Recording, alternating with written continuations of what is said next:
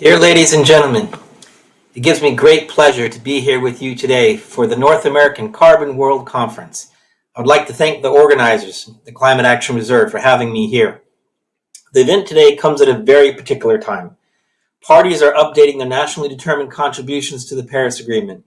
We recently had major pledges by major emitting countries to achieve climate neutrality, among them China, Japan, South Korea, joining others which have previously done so. The U.S., after rejoining the Paris Agreement recently, today has just released its plan to address climate change. And last but not least, COP26 is set to take place at the end of this year in Glasgow in the United Kingdom. Not only is the timing of today's event relevant, this event also brings together a broad range of actors involved in a highly relevant topic. Let me start by stressing that we have a very challenging task ahead of us. Achieving the aim of the Paris Agreement, holding the increase in the global average temperature to well below 2 degrees above pre-industrial levels, while we pursue efforts to limit the temperature increase to 1.5 above these pre-industrial levels, is an unprecedented challenge. In particular, limiting warming to 1.5 implies globally achieving net zero by 2050, and this is less than 30 years from today. But this objective of 1.5 is what science has told us we need to achieve to preserve a livable climate and to limit climate change-related damages. And this is also what the parties have agreed to make their best efforts to achieve under the Paris Agreement. The recent initial synthesis report on the nationally determined contributions published by our Secretariat at the end of February has shown that the ambition level from parties to the Paris Agreement is increasing. But it also makes it clear that collectively we are still very far from achieving emission pathways which would avoid very dangerous and damaging climate change. At the time of publishing the synthesis, the new and updated NDCs put forward in total were an aggregate for a cut of emissions by less than 1% compared to 2010 levels for 2030. In comparison to what we know is required by science, by that time in 2030, we should have lowered our emissions by 45% collectively. If we are to aim for a safer 1.5 pathway. And the Convention and the Paris Agreement are clear that developed countries must take the lead in achieving these reductions. So today, with the newly announced ambitious U.S. targets, this aggregate gap will definitely close somewhat, but there's still a way to go.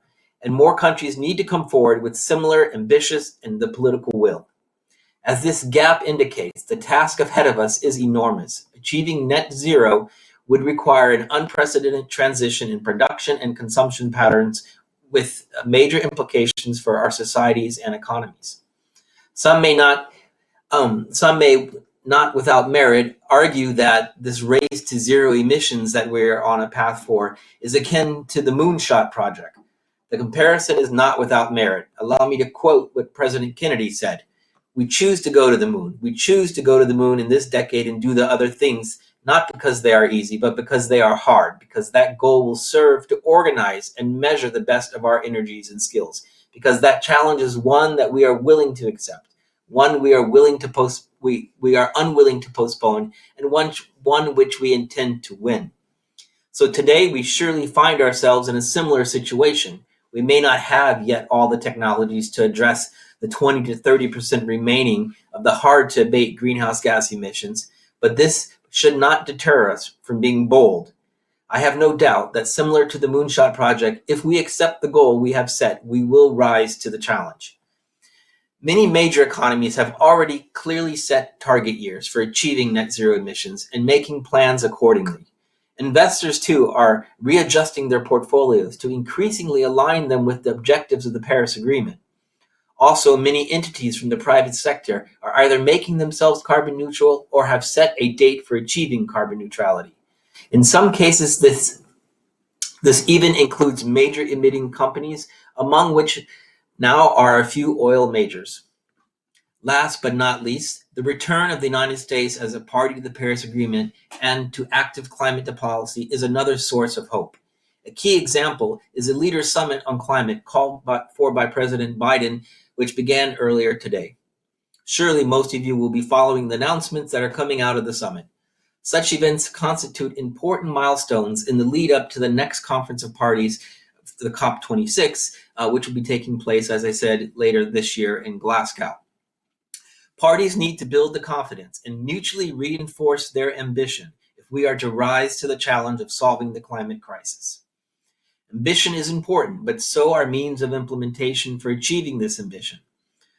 One may, of course, wonder which should come first. High ambition first, then powerful policy tools to enable it, or the other way around, with effective policies which pave the way for high ambition. But in fact, we should not see this as a chicken and an egg problem, but starting points both have merit. The need to achieve very ambitious climate targets means that we need to ensure that almost all new infrastructure and consequently virtually all new major investment in near zero carbon. This does, however, not mean that shifting towards a zero emission infrastructure over the coming decade comes as a single silver bullet in the fight against climate change. Realistically, as long as we still have greenhouse gas emissions, we need to manage them as efficiently as possible. This is something which can be done in the most efficient way by setting a price on carbon. In addition to that, achieving net zero as early as possible probably means that we will need to compensate for remaining emissions. Until that time, we truly have a fully zero carbon economy. This is in particular something carbon markets can be instrumental in achieving. Carbon markets are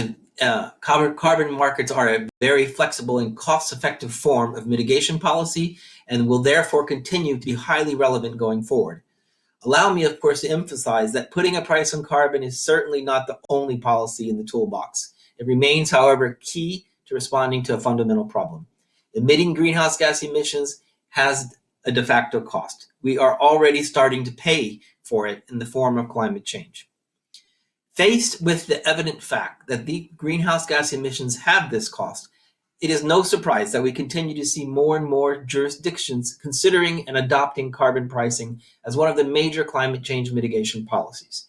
And this includes, of course, a growing number of developing countries.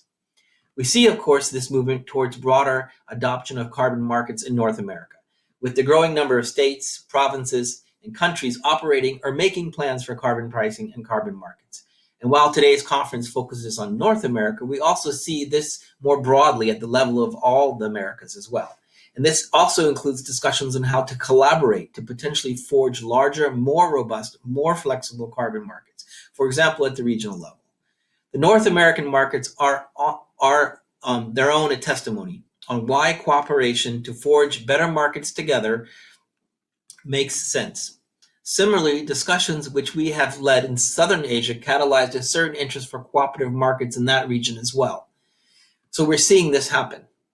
This brings me, of course, to an important point, that climate targets can be achieved cooperatively between jurisdictions, and this is a key feature of the Paris Agreement, which is embedded in Article 6. Most of you surely know that the discussions on how to operationalize Article 6 are still ongoing.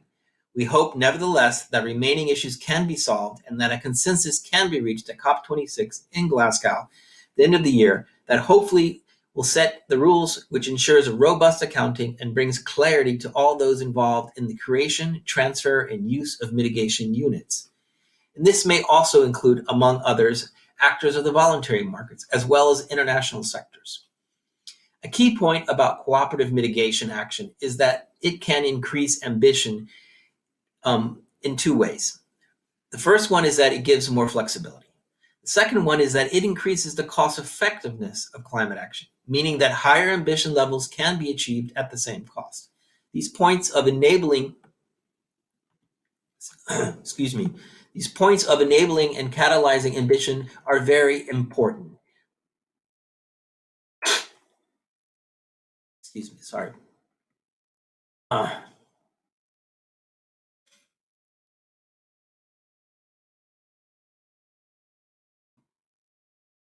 Lost my voice for a minute.